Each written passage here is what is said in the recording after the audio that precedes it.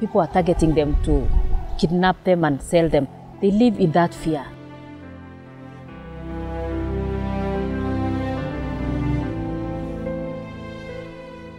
Alisaa ingine kufuata huyu. Alitupa. My mother was abandoned by my father because of the fact that I was born with albinism.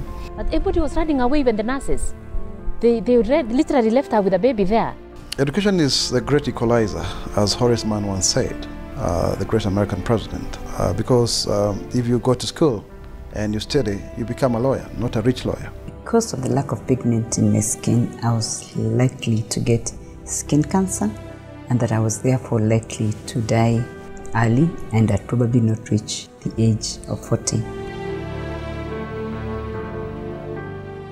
I've worked a lot on human rights issues even before I became a judge, and I've always found it a really tragic thing that we can stigmatize people, we can separate them and isolate them.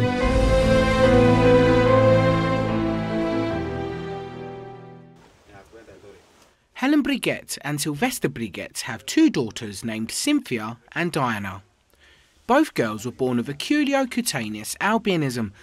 This type of albinism means they have a lack of melanin in their skin, eyes and hair. Following the birth of persons with albinism, it is common in sub-Saharan Africa for families to break up. However, Helen and Sylvester have proved the statistics and stigma wrong, because in this case they're still very much a family unit. Wakati mtoto alizaliwa, mtoto wa kwanza, tukapata hiyo shida ya mimi kwangu na bibi yangu.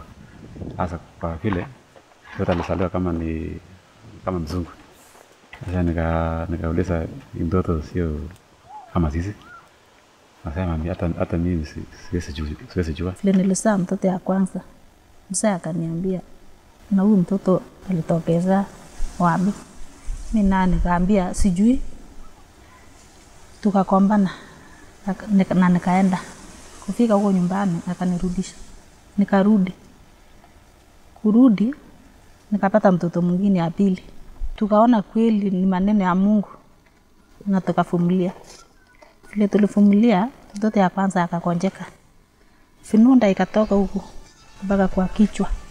Vile ilitoka kwa kichwa, tukapeleka hospitali yote. Haipatilike. Pato inaendelea. Tukawacha tu kwa sababu ya pesa. Pesa ilikuwa imekosa. Vile tuliwacha ikaendelea. Mpaka tu mahali Mungu tu ikatokezea, tukapata hiyo shule. Tutajaribu kueleza sababu kwa huko shule tumeona ni kawaida. Tumeona ni kawaida kabisa. Hata tuko na moyo hawa watoto ni kama hao wengine. Sasa tunajaribu kueleza hawa.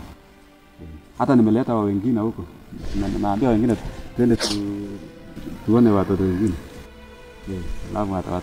Alafu wajue ni sawa. The goodbyes can be emotional as the parents will not see their daughters for 3 months.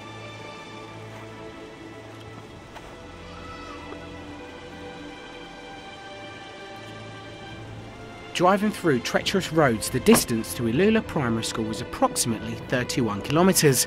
Boarding at the school will provide them with a wealth of education and also the opportunity to enhance basic life skills many albino children are deprived of.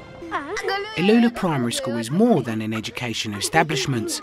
It's a lifeline that keeps them safe from kidnappers and criminal gangs. The Kenyan Albino Child Support Programme works with Ilula State Primary School to integrate non-albino children from the local community with albino children. CACSU looks after 150 teenagers throughout Kenya. 40 of these children are based in Eldoret. This year, 3 more children have been rescued and taken on by CACSU.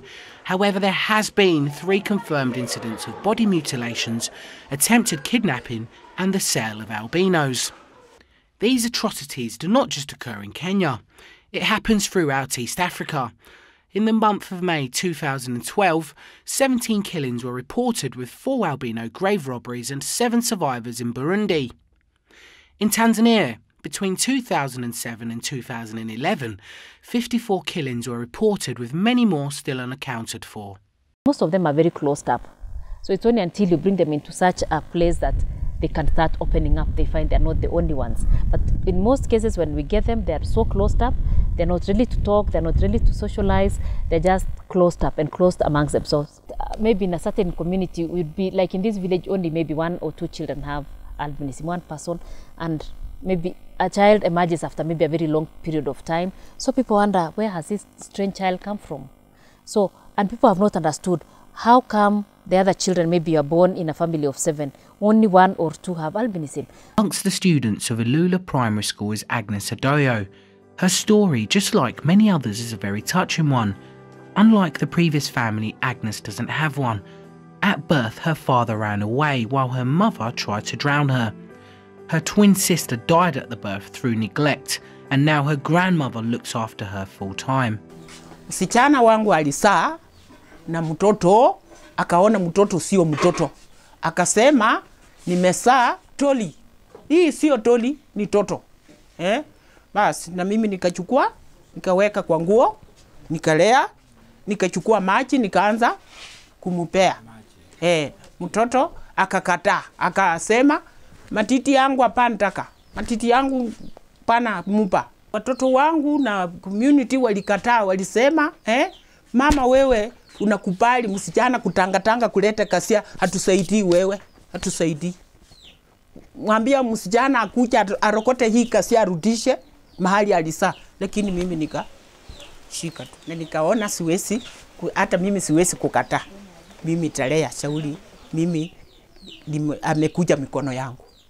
Na hata huyo mtoto alisaa ingine kufuata huyu, alitupa.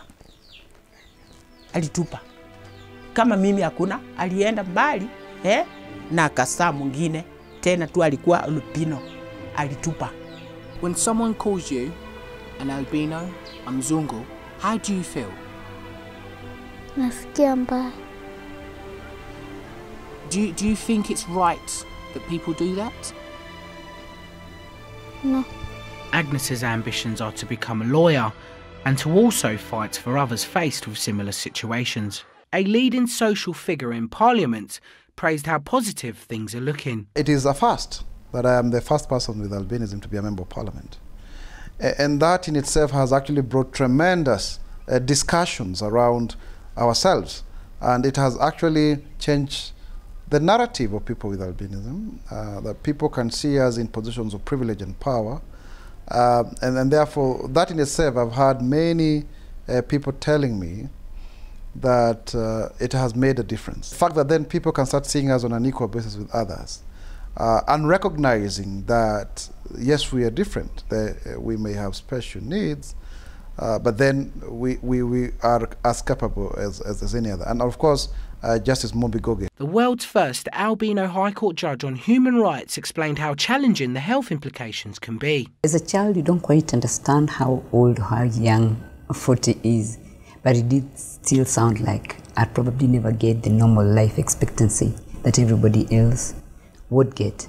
In the last 8 or so years, when I've worked a lot with people with albinism and children with albinism, I've seen an extremely high number of people die before 30 because of the skin cancer. Education and awareness is key in the battle against social stigma in persons with albinism. The greatest success that I think we have achieved is to make albinism be discussed in open. For parents with children with albinism, I tell them, hold up your child, encourage them to use their talents, their abilities. We who find ourselves in positions of responsibility will work very hard to push for you. But by the end of the day, the best way to include a person is by personal interaction, is by persistence. And as Mahatma Gandhi put it very clearly, there is no substitute for persistence. You've got to go out there and pursue your dream.